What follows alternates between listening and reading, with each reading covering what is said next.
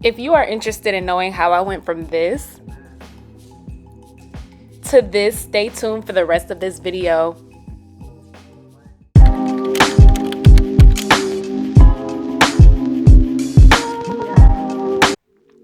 Welcome back to my channel, everybody. I am back with another freaking video, and we are working with ILIKEHAIR again, but this time we are working with a kinky curly textured wig. And let me tell y'all, I love this wig so much. Like, off the bat, this wig was great.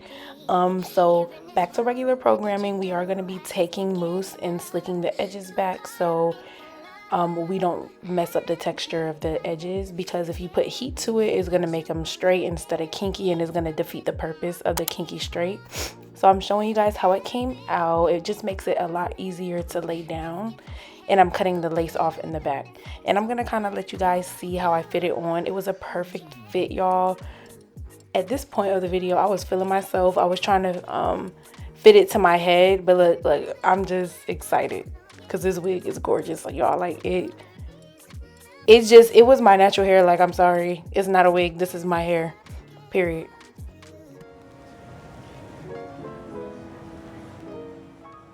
So I'm not going to talk too much for this part, but I used 3 layers of glue for this wig so that it can last for a long time.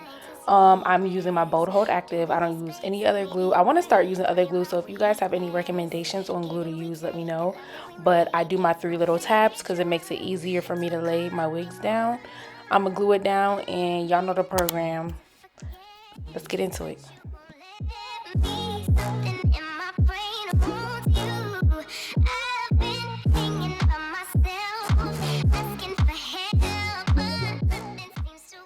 Quick little tip to speed up the process of making the glue dry clear. I just take cool air and I turn it on really low so it doesn't dry the glue out, because we still want the glue to remain tacky. So that's just a quick little tip so you can get your glue to dry a little bit faster.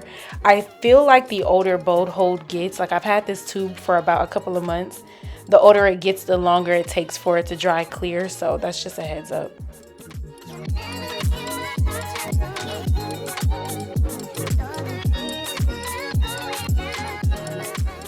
So y'all, I know it may look like I'm rubbing my comb really hard against my forehead, but I'm really not. The reason why you don't want to rub your comb too hard is because you don't want your glue to turn a black grayish color, because then you're gonna have to take the wig off and start all over, and we don't want that. That's gonna be ghetto. Like, we don't want that. So you want to take your comb, gently but firmly apply pressure, and then your wig will be laid. After you put your band on, everything will be good.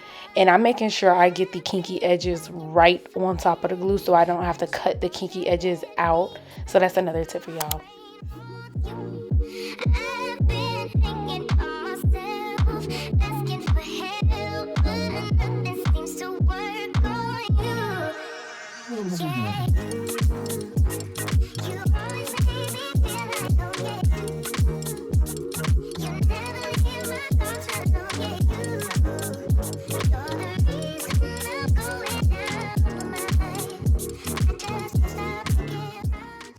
In the meantime, I'm going to tie on the cute little band that they sent me.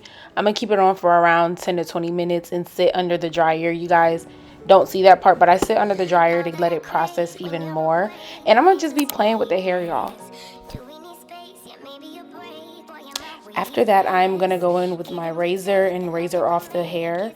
And I'm being very careful not to cut too many of the edges off, because the focal point of this wig are the kinky edges, so I want to keep as many of those as possible. But you guys, take your time with this. It's no rush. Like, we want this to look natural. We don't want any of it to come off. And look at that, it's already laid without any hairspray or nothing. When I tell y'all this lace is on point, y'all, this lace is on point. It's so realistic, it's so natural. I love it. I have so many good things to say about this company. Like, I have not tried a kinky curly wig this good yet. Like, it's so cute. I love it.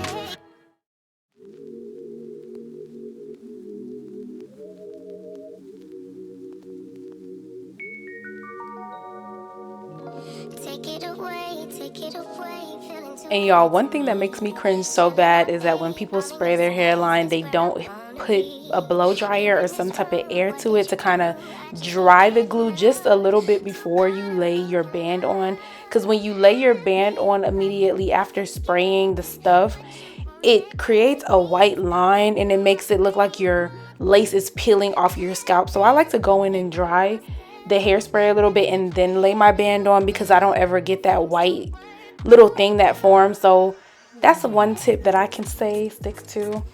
But no, y'all, we are about to take the hair and we are about to lay this mess down. I am using water, and I don't think I put conditioner in this because I wanted that poofy look. I didn't want to put too many products in it. I didn't want it too weighed down. I definitely wanted volume. So I am combing my hair and spraying the water on there. And you can get this mist spray bottle from any beauty supply store. And it was minimal shedding. It wasn't a lot, but it, you know, it's typical for kinky curly hair. I'm taking my jam mousse and putting it on my hair and a little bit of the Aunt Jackie's curl definer to define the curls on the wig. And I'm just gonna let that dry.